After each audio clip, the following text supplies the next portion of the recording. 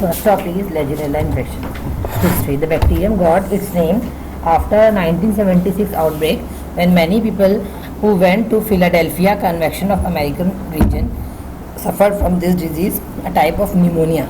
Okay, means although this type of bacterium was around before 1976, more illness from Legionnaires diseases being detected now. Means from 1976 outbreaks, it got its name. Now disease pattern.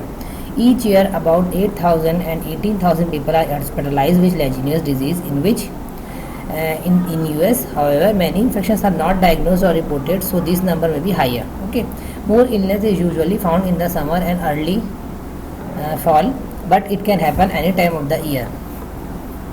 Legionella pneumophila is a thin, aerobic, pleomorphic, flagellated, non-spore forming gram-negative bacterium of the genus Legionella. Okay, the organism which causing the mainly the pneumonia is the Legionella pneumophila, which is the gram-negative, thin, flagellated, aerobic, non-spore forming organism. Okay, the genus is Legionella. Legionella pneumophila is the primary human pathogenic bacteria in this group and is the causative agent of legionellosis or Legionnaires. The main disease which we are going to learn is Legionnaires disease, which is caused by Legionella pneumophila, which belongs to the genus Legionella, which is an aerobic, non-spore forming gram-negative flagellated bacterium. Okay, this is a pleomorphic.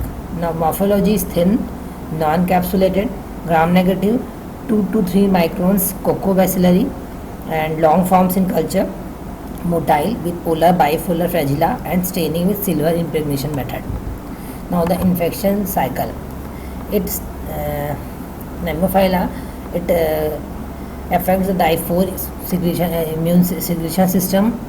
After 5 minutes, it is released and it goes to the toxins released go to the endoplasmic reticulum and nucleus and Golgi complex, and mainly involve the macrophages, and it causes within 30 minutes 4 to 6 hours multiplication occurs, and in 14 hours infection of all the neighboring cells occurs. Now culture. It is cultured on BCYE because this type culture medium question is asked for Legionella. The following is the culture we used. So this is BCYE, that is buffered charcoal yeast extract agar with L-cysteine with antibiotics. Okay, when observed under microscope appears as cut glass and it is catalase positive. Now bacterial spread. Okay, the important thing in this slide is the agar which is used for the culture of this organism is BCYE, that is buffered charcoal yeast extract agar. Okay, now spread. Bacteria are present in stagnant water, mud and hot springs. Live also in the free living amoeba. Human infections typically by inhalation of the aerosols provided by cooling towers and air conditioners and shower heads. Means these are mainly air conditioned borne infections. Mainly these are this organism grow in the air conditions and this cooling towers and shower heads. Outcomes of infection depends upon the size of the infective dose. Okay, now the spread of infection. What are the modes of infection? Water supplies, air conditioners and aerosols, they act as reservoirs, and the host goes to the host and involves the lungs. Okay, now transmission is from the natural freshwater reservoirs such as lakes, ponds and puddles, where they parasitize on a broad range of protozoan species as host. The availability of the host plays a major role in the reproduction and mass release of highly infectious Legionella forms into the environment, where they can be spread by airborne. Basically, they are in aerosol infection, which is acquired by inhalation.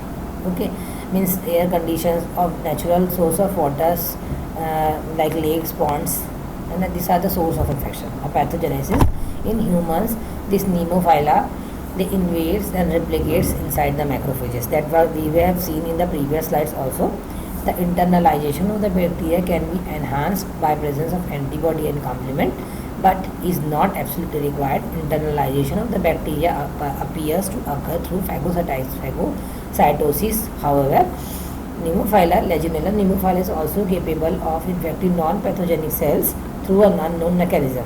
Once internalized, means it's get inside the cell, the bacterium surround themselves in a membrane-bound vacuole, and that does not fuse with the lysosomes that would otherwise degrade the bacteria. Okay, after internalization, it is the bacteria is surrounded by a membrane-bound vacuole, which do not fuse with the lysosomes, because if it is fused with lysosomes, it will engulf the bacteria. In this protected compartment, the bacteria will multiply. This we have seen in this also. Okay, this slide. Okay, this is encapsulated it is covered by a capsule vacuole, and it is not attached to the macrophage. That's why it goes on replicating. Now, who are at risk? Most healthy individuals do not become infected with Legionella bacterium after exposure. Now, who are at increased risk? Older people more than 50 years of age, smokers, those who have chronic lung disease, already compromised lung like COPD or emphysema, weak immune system या immunocompromised patients like cancer, diabetes, kidney failure, diabetic patients. Okay. Now, people who take drugs or IV drug abusers, which are basically immunocompromised, or patient on chemotherapy or transplant therapy. Now, Legionella bacteria are not transmitted from person to person. You should remember, it is not a contagious, like from one human being to one human being, it will spread. First, second thing is, people get Legionella or pontine fever when they breathe in a mist or vapor, small droplets of water in the air that has been contaminated. Means we have already learned in the previous slides that it is a aerosol borne. So it is basically through the aerosols, through the vapors that are present in the atmosphere, and that is being contaminated by Legionella bacteria. Keeping Legionella bacteria out of water is the key to prevention. Means the water should be free from this bacteria. This is the key for preventing the infection. Means basically it is through the water droplets or the vapors or the mist. So we have to keep the water free of bacteria. Most people with Legionella disease will not have pneumonia, since the Legionella bacteria grow and thrive in the lungs. So most people with Legionella disease will have pneumonia, because the main organ that is affected is, name is also pneumophylla. It is causing pneumonia. It is mainly causing infection of the lung. It is mainly organism mainly grow in the lung. Pathogenesis, these enters through the alveoli, and they multiply in the monocyte cell macrophage. And what are the predisposed smoking, alcohol, age? We have also learned immunocompromised, hospitalization. Now, reservoir of infection. It is a facultative intracellular bacterium that can invade and replicate inside the amoeba in the environment, which can thus serve as reservoir for Legionella pneumophylla, as well as provide protection for environmental stress such as chlorination. Okay. Now, what are clinical manifestation with Legionella diseases? It is epidemic, sporadic, incubation is around 2 to 10 days. It causes fever, non-productive cough, dyspnea, pneumonia, diarrhea, encephalopathy. Fatal if not treated in 15-20%, and ultimately it can cause respiratory failure. Pontine fever is a non-pneumonic form of Legionella pneumonia, pneumophylla infection. Now, symptoms for pontine fever will be flu-like, including fever, tiredness, myalgia, headache, sore throat, nausea, and cough. May or may not be present. Pontine fever is self-limited and requires no hospitalization or antibiotic therapy. There is no reported deaths associated with pontine fever. Basically, it's a non-pneumonic form of Legionella. मतलब pneumophylla either causes this pneumonia or it can cause pontine fever. The pontine fever is a non-pneumonic complication, non-pneumonic form of disease caused by this pneumophylla, and it basically causes flu-like symptoms, tiredness, fever, headache, myalgia, and it is usually self-limited. So it is usually do not require treatment. Now, growth cycles we have already learned in the previous slides. It is engulfed. This is the phagocytosis of the means it is engulfed by this. It is inside the body. It goes. then it is surrounded by this vacuole. Inside this vacuole, this is surrounded by vesicle originating from the ref endoplasmic reticulum. Now this endoplasmic reticulum derived vesicles vacuolate and their contents into the legionella infections. This can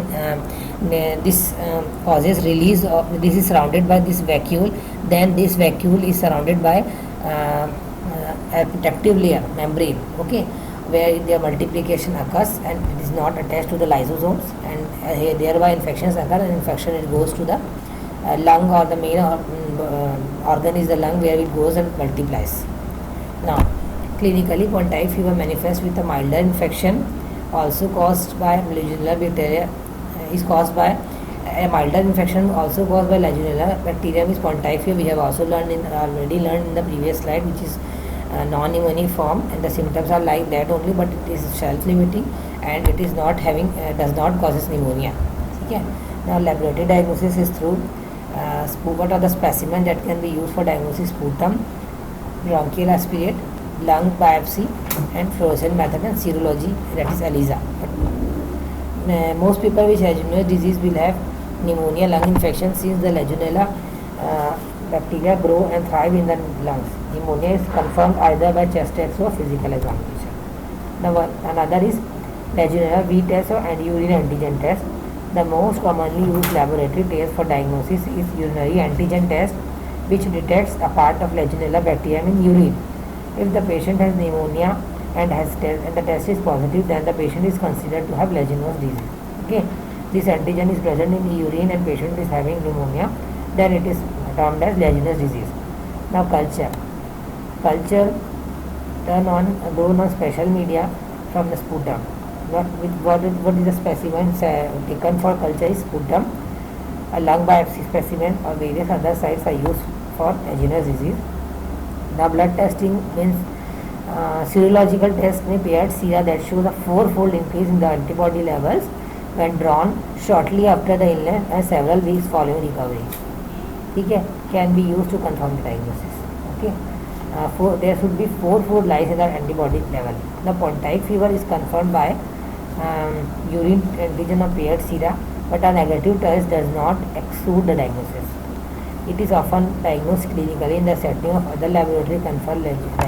अगर patient is having legionellosis infection, then and it is not causing pneumonia, and so we can diagnose clinically. He is having flu-like symptoms, and it is diagnosed. मतलब if urine or air, ये AC थोड़ा सा वो करो ना, fan चालू करो ना, कूलिंग थोड़ा सा बढ़ाओ ना, ये फैन चला बहुत गर्मी हो रहा है.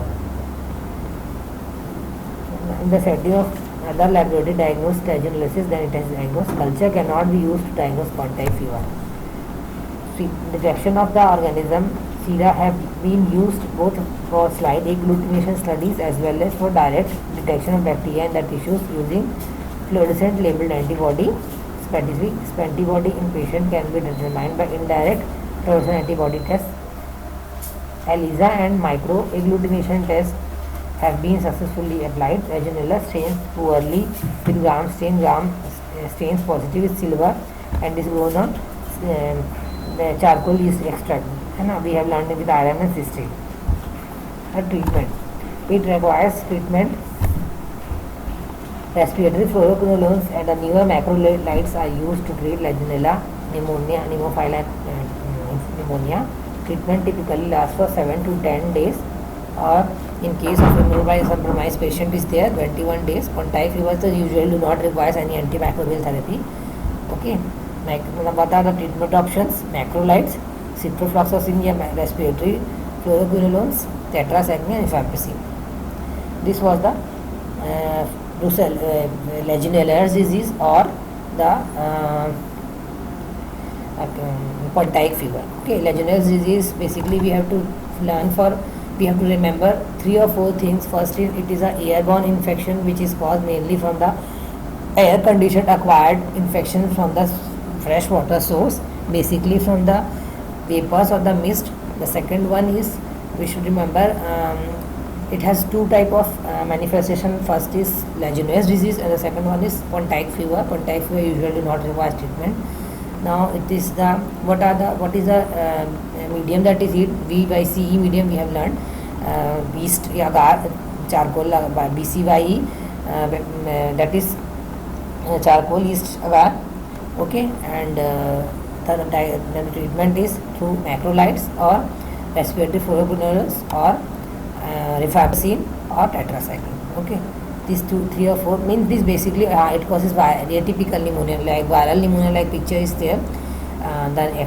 There will be there can be a normal X-ray patient can have, but because the presentation is like viral, the imaging studies, imaging picture will be like viral pneumonia. That's will can cause ground glass opacity on CT, and it can also causes causes fever, dry cough, and more towards the picture towards the viral pneumonia.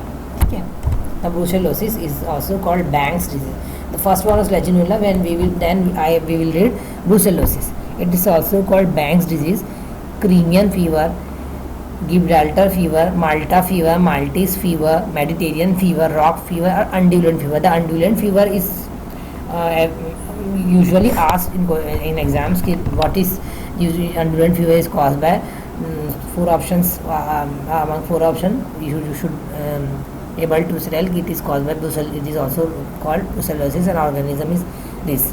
Is highly contagious zoonosis caused by the ingestion of unsterilized milk or meat from infected animals or close contact with the secretions.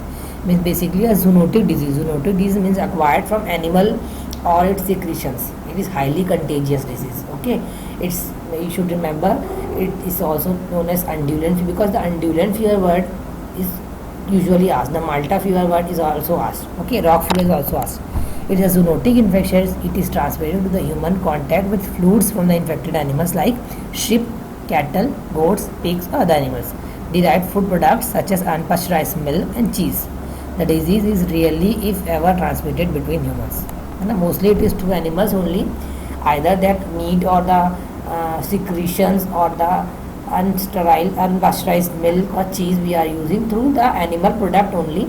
This is transmitted, but rarely it can be transmitted from humans.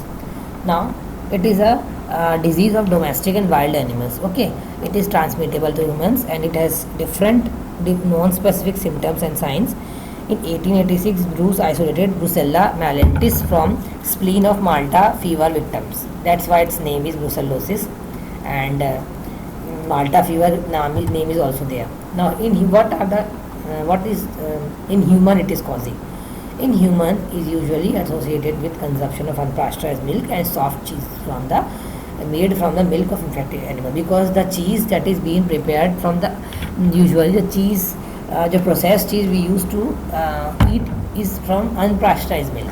Okay, so the cheese like unpasteurized milk is a source of infection, that like that only cheese will also be a source of infection, because that is prepared from unpasteurized milk, that so that the infection will be carried on to the cheese also, and the cheese will also contain the same organism, same infection that was in the unpasteurized milk.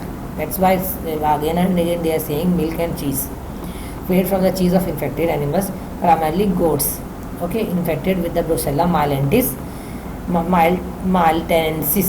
and with occupational exposure to laboratory workers, veterinarians, and slaughterhouse workers. That means because it is transmitted through them only, goat and this sheep and pig and this, so they will also suffer. Now major transmission is usually transmitted to the human by contact with the infected animals. We have also learned in the previous slides. It goes to the digestive system. Now what are the other name? This is the question which is asked in pre-PG. What is the other name of brucellosis? Yeah, undulant fever. Even it is also asked in super specialty also. This undulant fever, Malta fever, Gibraltar fever, and Mediterranean fever. Okay.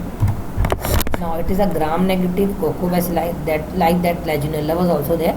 Gram-negative coccobacilli, strict aerobic non-methyl non-sporin, like Legionella, and this Brucella ovis and Brucella ovatus, they are causes carbon dioxide supplementation, grow in regular media, but incubation is prolonged more than 4 weeks.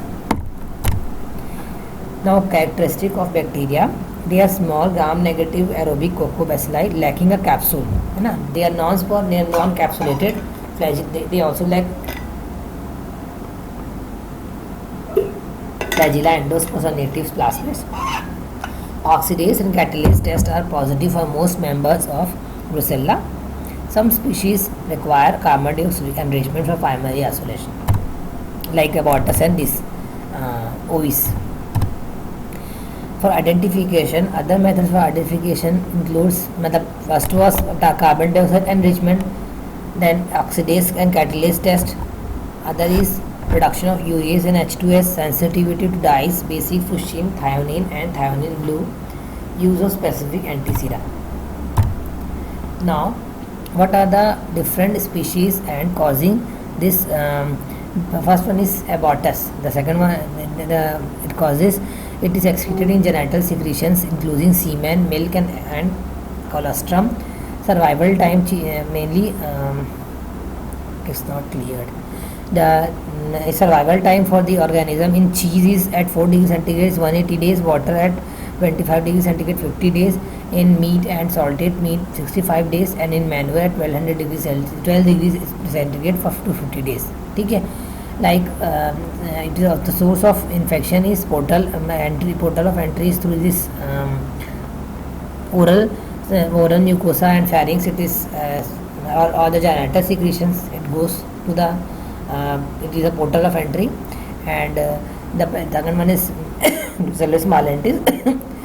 The organism, the source of infection can be goat, sheep, cow, and for Swiss, the Brucella suis, it is wild pigs, rats, swine, and for Brucella canis, it is first described as a cause of abortion in the USA, and in fact it is causes infection of the dogs in many other countries. ठीक है. Now first we will learn about Mallentis. It is the principal host is goats and sheep, most pathogenic in humans, Mallentis, and sporadic case in humans in the US occurs related to consumption of unpasteurized dairy product from the countries where the disease is present. Second one is Brucella abortus. The principal host is cattle. Okay. Eradication of Brucella abortus from cattle is nearly complete in US, but the disease still occurs in some wild bison and elk herds in western US. Third one is Sui. The Brucella Sui, mainly principal host is swine. Since Brucella Sui is normally found in pigs, wild the hog hunters are at increased risk of becoming infected when they feel less infected. They infect the pigs. Now canis, Brucella canis, principal host is dog. Individuals who are in close contact with the dog or the veterinary staff or the breeders, who assist with the birth at the time of birth of these dogs, they get infected because the genital organs, secretions and semen, these are the source of infection. And epidemiology occurs worldwide. Major endemic areas include countries of Mediterranean basin, Arabian Gulf, the Indian subcontinent, and parts of Mexico, Central and South America. Human infection, Mallentis is the species that infects human most frequently. Brucella mallentis is the most common species which causes infection. Incubation period is from few days to few months. It is manifested by fever accompanied by a wide array of other symptoms. The method of transmission is due direct inoculation through the cuts and skin abrasions from handling the animal placentas or contact with animal vaginal secretion. Direct conjunctival inoculation is also there. Now inhalation of first is through the direct contact with the skin or abrasions. Second, the vaginal secretions or other body secretions. And second one is through the direct conjunctival inoculation. Third is through inhalation of the infectious aerosol. Fourth one is ingestion of contaminated foods such as raw milk, cheese made from unpasteurized milk or raw meat. And venereal transmission has been suggested, but the data is not conclusive. Okay. The incubation period is only from few weeks to few months, and it can cause acute or subacute disease, which can vary from 1 week to 6 or more months. Okay. In most patients for whom the time exposure can be identified, the incubation period is 2 to 6 weeks. but the average is 2 to 6 weeks. Now the length of the incubation period may depends upon the various factors. What are these factors? These are virulence of the infecting organism, size of the inoculator, route of entry, and the registers of the host. Now what are the portal of entry? We have also learned in the previous slides. First one is oral entry, which is the most common route. It is caused by ingestion of the contaminated animal products, raw milk or cheese like this, and with contaminated fingers. If it is taken in the mouth, then also it is the oral route through which the entry can be occur. Second one is aerosols. Third one is percutaneous injection. ठीक है, aerosols mean inhalation or through the conjunctiva.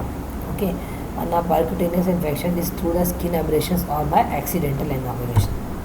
What are the clinical manifestations of this brucellosis?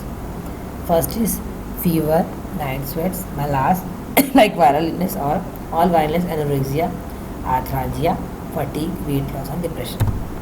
Clinical manifestation. The presentation of brucellosis is characteristic variable. The onset is maybe insidious or abrupt. Influenza-like illness is there, in which fever is around 38 to 40 degrees centigrade. Generalized body ache is there usually, which is most severe at night. Sweating and fatigue, marked fatigue and sweating, anorexia and weakness, severe fatigue and loss of weight, depression, headache. Okay, the leukocyte counts tends to be normal or reduced with the relative lymphocytosis. Means relative means overall WBC counts will be less. Overall leukocyte, but there will be relative increase in lymphocytes.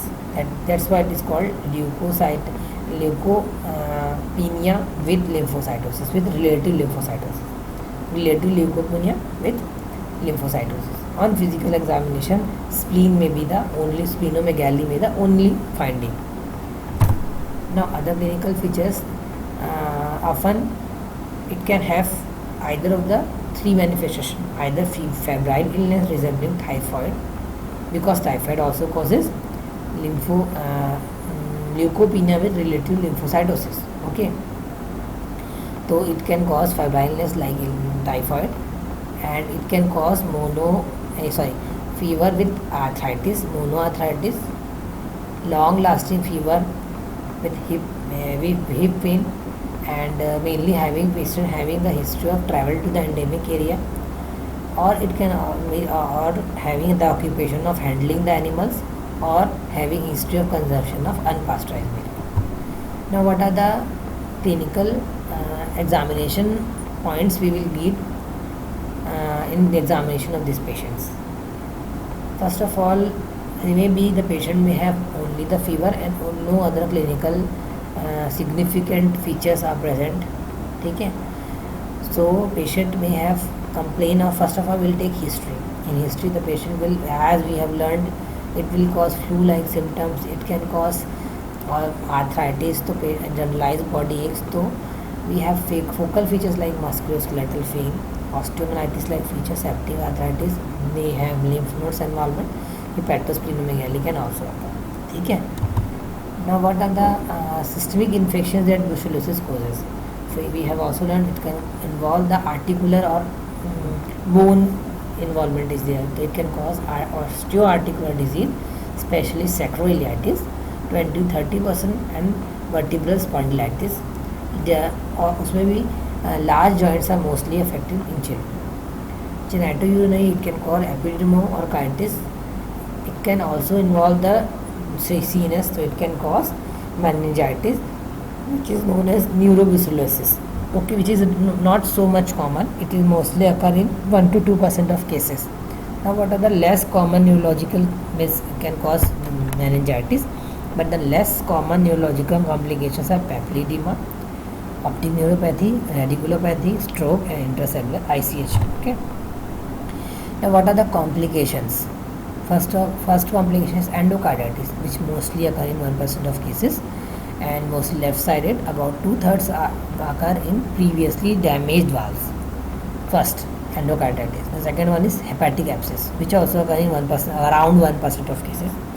Other less common complications are pneumonitis, pleural effusion, emphysema, or abscess involving the spleen, thyroid, or epidural space, or uveitis. Because We have learned the previous types also. It involves lung. It involves, because conjunctiva is also a route of entry, can occur uveitis also. It has also causing splenohepatomegaly. It has also involved the thyroid gland. A few cases of Brucella infection involving the prosthesis devices such as pacemaker wires and prosthesis joints have been removed. Means because it is involving cardiac tissues also, it is causing endocarditis, then it can cause infection of the prosthesis wires or prosthesis devices also. Okay.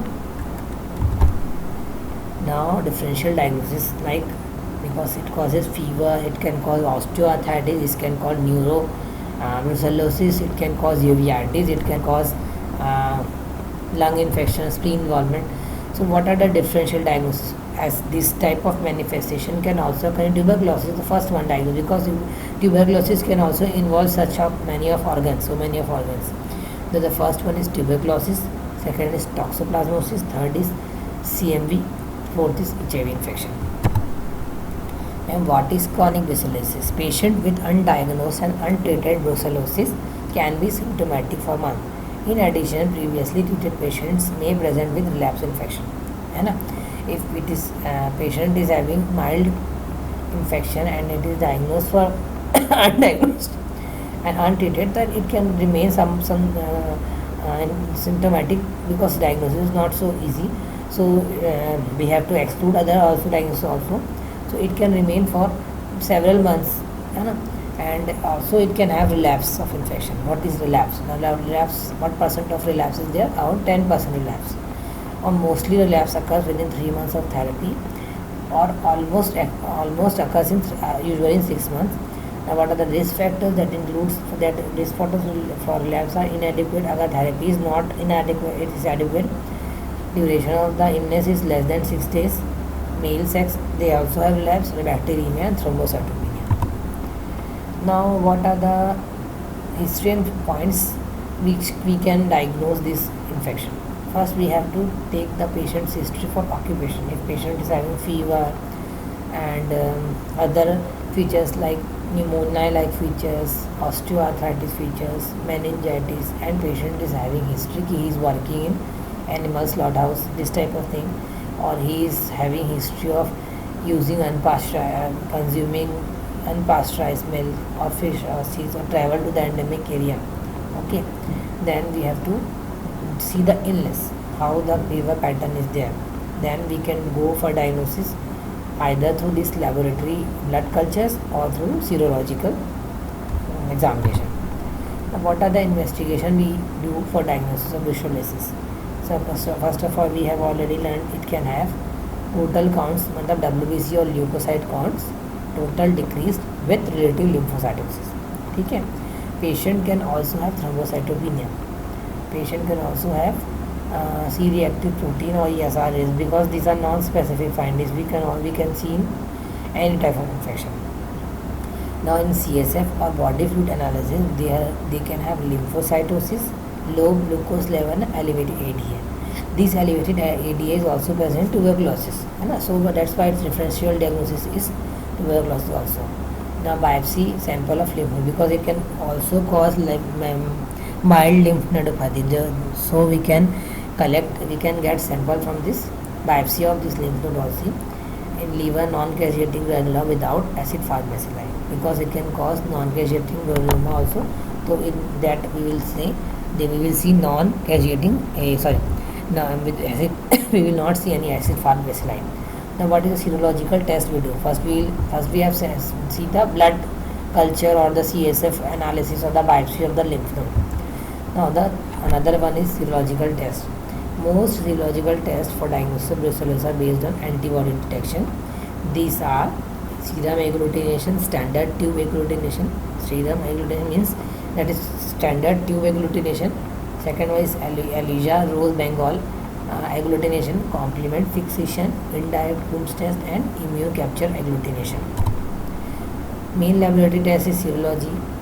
Serum agglutination test mostly measures agglutination for IgG, IgM, and IgA, and what is the level that is considered diagnosis is in non like typhoid. In non-endemic area typhoid maybe we used to take 160 as positive and 130 in endemic area. Okay, now false negative occurs in if there are blocking antibodies and prozone phenomena is there. Other tests, Coombs test we can do, ELISA complement fixation test we can do, and frozen antibody test.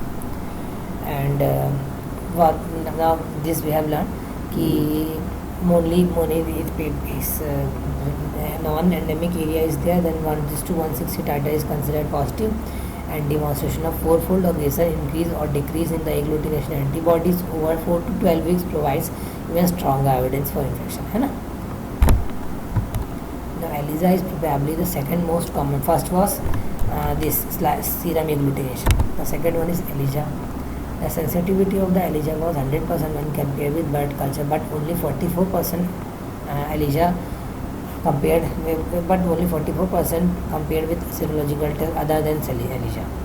Specificity was more than 99%. Okay, in the study, including 75 patients with brucellosis, 5 patients were which positive ELISA test has a negative T agglutination test. Means it is more than 99% specific, and sensitivity is around 100%. Now PCR emerging tool. PCR shows polymerase chain reaction shows promise for rapid diagnosis of Brucella species in human blood specimens. Positive PCR at the completion of the treatment is not predictive of subsequent relapse. PCR testing for fluid and tissue samples other than blood has also been described. Now what are the imaging? The imaging can, if patient is having spine involvement, then MRI can be done to rule out the spine cord compromise. Plain radiography, radiolite bone scintigraphy, CT scanning, and joint sonography.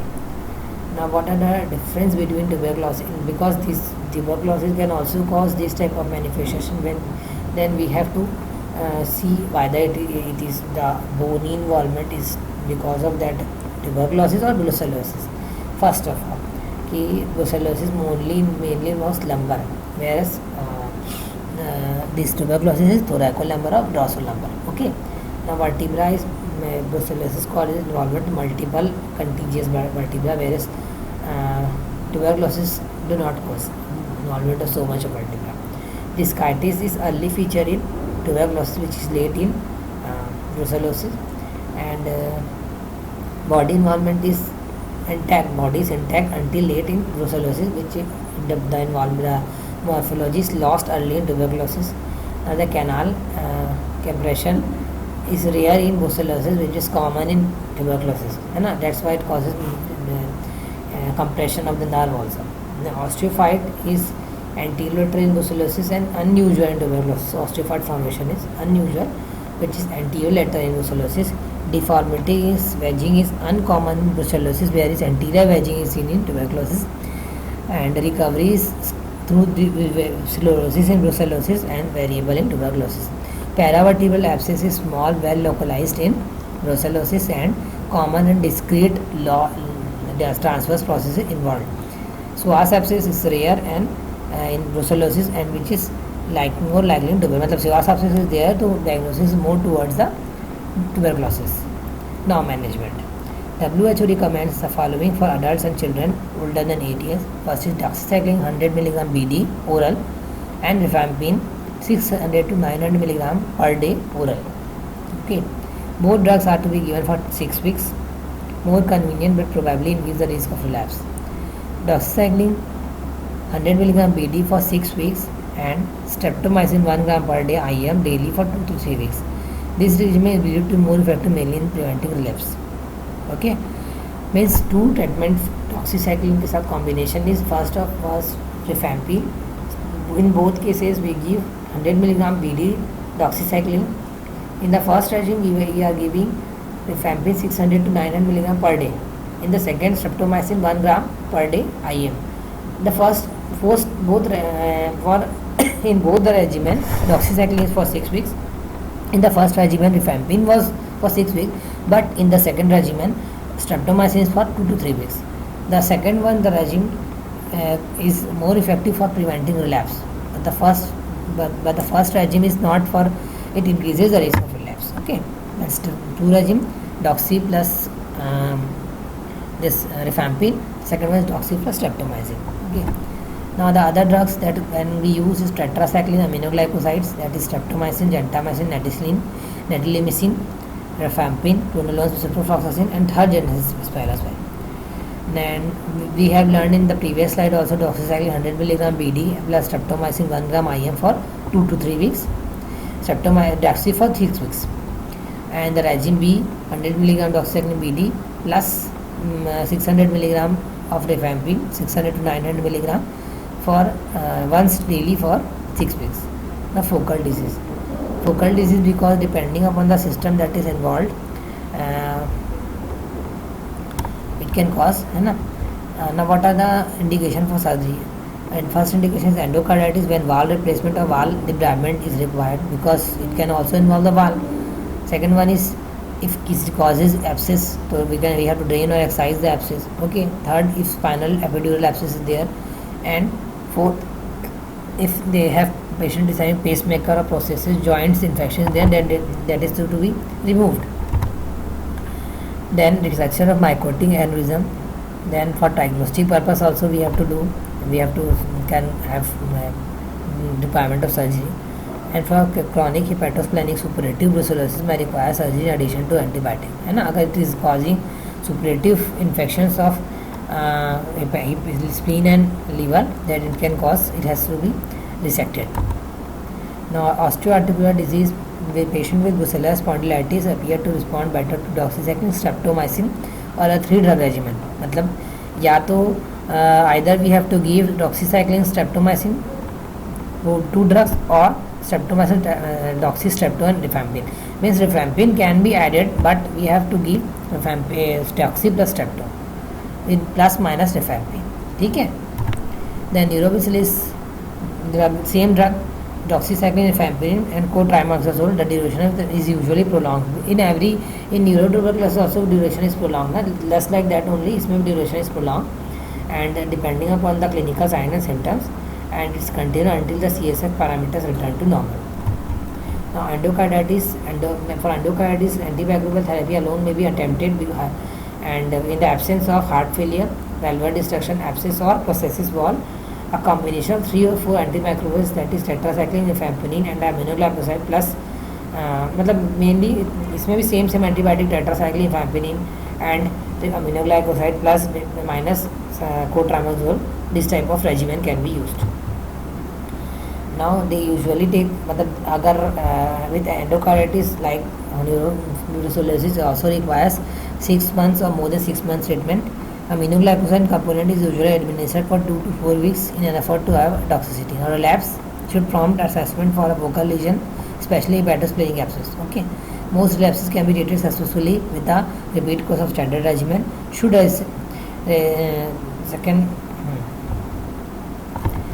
if relapse is there, mostly it is for the focal lesions like spleen or liver abscess is there, then we have to repeat the same course of treatment second time.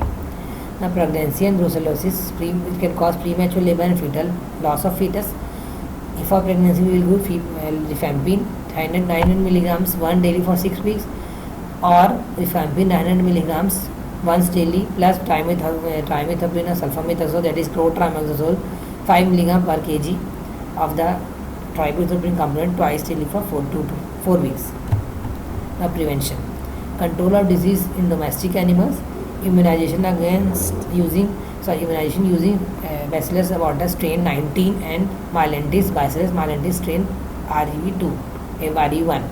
Routine pasteurization of milk, and in lab strict biosafety precautions would be made. Thank you.